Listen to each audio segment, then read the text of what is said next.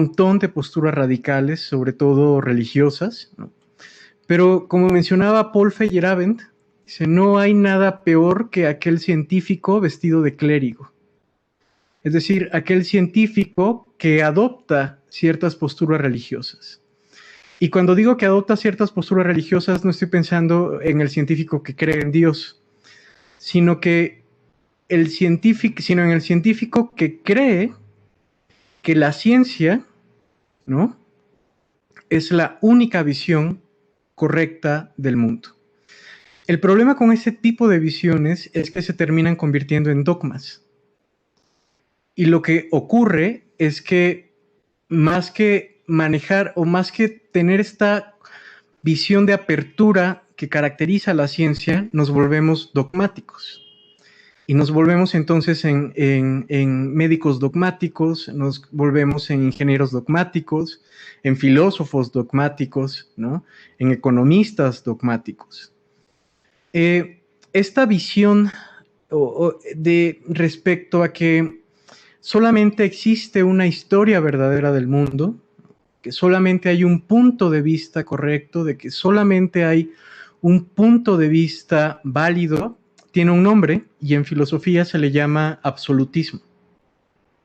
Y el absolutismo se puede expresar de maneras muy distintas. Puede haber un absolutismo religioso que dice mi religión es la única verdadera, ¿no? Al margen de mi religión nadie encontrará la salvación. Ese es el absolutismo con el que podemos estar más familiarizados, que podemos constatar ahora que se celebró ahora que fue el aniversario del atentado a las Torres Gemelas. Yo creo que ese es una clara manifestación de este absolutismo religioso. Puede haber un absolutismo moral, y también ese es muy común. Creer que del bien solamente hay una definición, que de la justicia solamente hay una definición, ¿no? Es decir, cuando uno ve los movimientos feministas, y bueno, yo que vivo aquí en la Ciudad de México, pues la toma de la CNDH, ¿no? Entonces, cuando se habla de esos movimientos feministas, te dicen, es que justicia es que todo sea equitativo para todos, ¿no?, tanto hombres como para mujeres. Entonces, se cree que la idea de justicia depende de eso, de la idea de equidad, tanto hombres como para mujeres. Pero lo cierto es que hay muchas otras definiciones de justicia, ¿no? Por ejemplo, está la justicia restitutiva. Y la idea es que, aunque tú tengas una sociedad, ¿no?, y a todas y a todos les repartas por igual, pues no todos tienen las mismas oportunidades, no todos nacen en el mismo contexto. Entonces, aunque tú le des, ¿no?, digamos, ese es un ejemplo muy burdo, pues, pero aunque tú le des 50 pesos a cada ciudadano, no todos van a hacer rendir los 50 pesos de la misma manera y no todos van a tener acceso a las mismas oportunidades con los mismos 50 pesos, pues por el simple hecho de que tienen oportunidades distintas, que tienen contextos distintos, ¿no? Entonces, si algo se ha cuestionado a través de estos movimientos feministas, a través de esos movimientos de las víctimas que exigen justicia, es que la idea de justicia no se agota en el repartir equitativamente. Entonces, lo que han hecho estos movimientos un tanto pequeños, periféricos, es minar esa idea absolutista de que la justicia tiene solamente una definición y que solamente podemos ver la justicia de una determinada manera. Entonces, caemos en un absolutismo moral, por ejemplo, cuando creemos que los valores occidentales son los únicos valores válidos y son los únicos valores buenos, y que cualquier otra idea de valor al margen de esta idea o de esta moralidad occidental, pues es una idea equivocada. Hay otro tipo de absolutismo, que es el que me gustaría tratar aquí, que es, y vamos a ocuparnos la siguiente sesión, sobre todo viendo que hay médicos, ingenieros en el curso, ¿no?, es el absolutismo científico.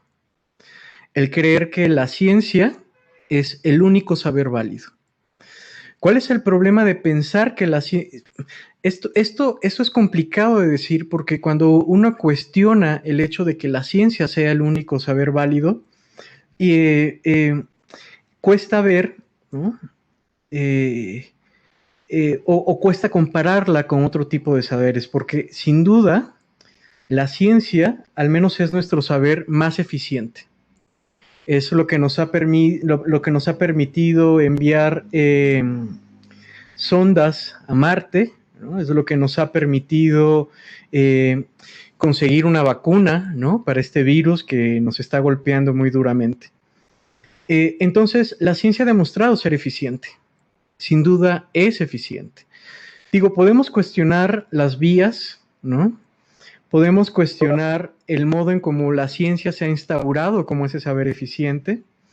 Hay quienes piensan, por ejemplo, que detrás de esa eficiencia de la ciencia, pues hay un panorama de explotación, ¿no? Un panorama de explotación no solamente a animales no humanos, ¿no? Mediante la prueba de vacunas, sino también que se ha generado un sistema de explotación a través de otras naciones que no tienen pues el poder que tienen las naciones occidentales. Entonces, esta visión que nosotros asumimos de manera muy evidente y pensar que la ciencia es el único saber válido, que la ciencia es la única descripción verdadera del mundo, pues es algo que vamos a cuestionar duramente. Porque si queremos de alguna forma hablar de comunidad, si queremos hablar de tolerancia, tenemos que comenzar por desarmar el absolutismo. Entonces, si podemos plantearlo así, si hay algo a lo cual vamos a intentar, o algo que vamos a intentar derribar en esta sesión y la próxima, es justamente la idea de los absolutismos. Porque cuando hay absolutismos, no puede haber tolerancia y no puede haber diálogo. Lo único que puede haber es imposición. Entonces, como humanistas, creo, tenemos que levantar la voz ante cualquier tipo de imposición. Ahora bien, se me puede decir, bueno, Alejandro, lo que estás diciendo entonces es que todo vale, ¿no? Y que cualquier tipo de saber es válido, y entonces todos están justificados para hacer lo que se les dé la gana. Realmente no. Ese es justamente el otro enemigo que debemos evitar, que es el relativismo radical.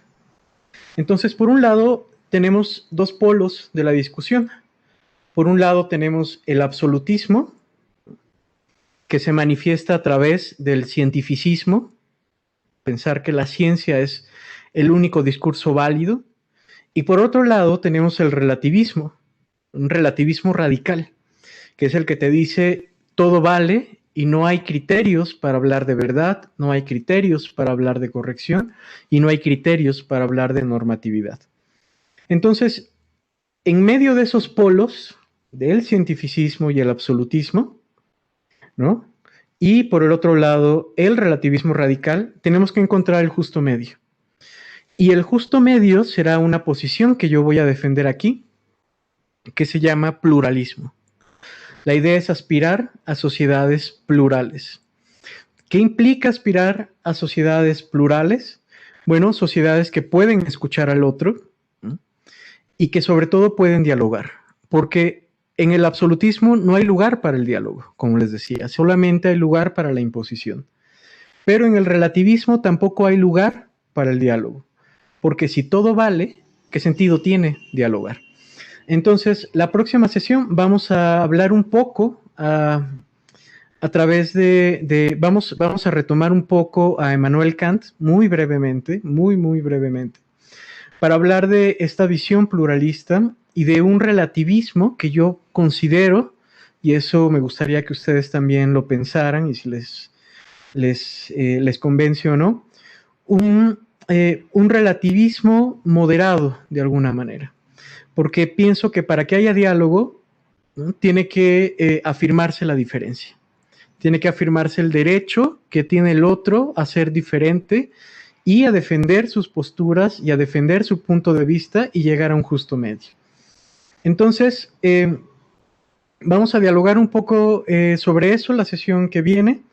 Y me gustaría que pudieran leer, no sé cómo les puedo hacer llegar aquí un texto del doctor León Olivé, es un doctor del Instituto de Investigaciones Filosóficas de la UNAM, falleció hace unos 3 años, y tiene un texto muy interesante sobre pluralidad y diálogo. Entonces, se los voy a hacer llegar, ojalá lo puedan leer para que la sesión de mañana, pues bueno, podamos comentar el texto y mencionar algunas cosas. Entonces, esto lo mencionaría simplemente como introducción. Me alegra mucho que sea un grupo tan diverso, me alegra mucho que vengan de diferentes disciplinas y sobre todo que vean este módulo y los que vienen, porque es justamente la idea del taller, no simplemente como sujetos que van a estar recibiendo información, sino que siendo fiel a esta vena pluralista, pues puedan intervenir, puedan argumentar, y si no están a favor o no están de acuerdo con lo que aquí se diga, pues bueno, tienen la completa libertad para expresarlo, porque no queremos que esto sea una imposición de nada, ¿no? Entonces, pues bienvenidos al curso taller y la próxima sesión, ya con la lectura que traigan hecha, pues bueno, le meteremos duro a estos temas. Sería todo. Gracias.